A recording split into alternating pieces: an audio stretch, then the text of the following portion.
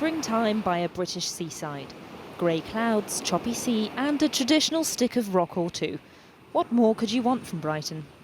But a stick of what's basically pure sugar isn't quite what the city wants to be known for these days.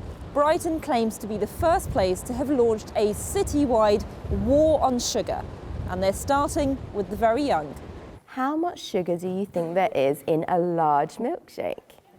Yeah, we're going to count them out together and have a little guess. At Balfour Primary School, the children are being taught to look for hidden sugars in drinks. 3. A milkshake from a well-known fast food shop contains 24 teaspoons of sugar. 20. Parents probably don't know, which is probably why they let you have all those things. They probably never knew about the milkshake, otherwise they probably wouldn't let you have it. I'm really surprised that, water with fruit in has lots of sugar in. I thought it was healthy. I thought that Coca-Cola was going to have more sugars than a milkshake. Those working to create awareness among the children are frustrated certain foods are marketed as healthy when they're actually sugar-filled. I think there definitely needs to be clearer labelling, and the labelling needs to match up with the new guidelines around sugar. Do you think your campaign can be effective, though, when parents are busy and having to rely on picking up things off shelves which contain lots of sugar? We need to be raising awareness, but there also needs to be much more done in the food industry to support people to make healthy choices. Not great news if, like Colin, you're in the rock industry, though this sweet treat is obviously an extreme example. Everyone knows that sugar's not good for you, but no, it's okay. It's in moderation. It's one of those things you buy a stick of rock once a year and it's okay. The problem is Britain's sugar addiction is a lot bigger than that. Nationally, we're eating 3 times the recommended amount of refined sugar.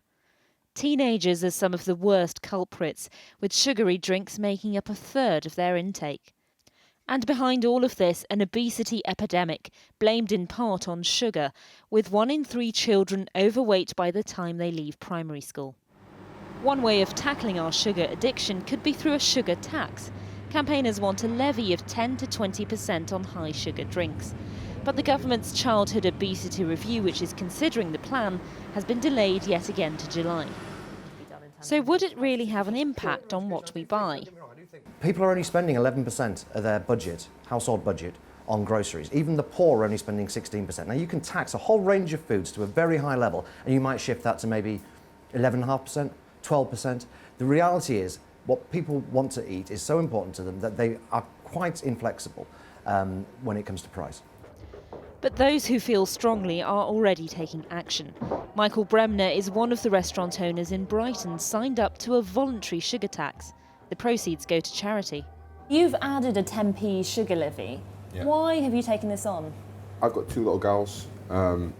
They're 5 and 3, and I think, it's about the kids' future, at the end of the day. And then it obviously is. I know things have been said before about it not making that much of a difference, but there obviously is a problem, Obesity is a massive problem. Back at the school, the children pledged to cut down on sugar.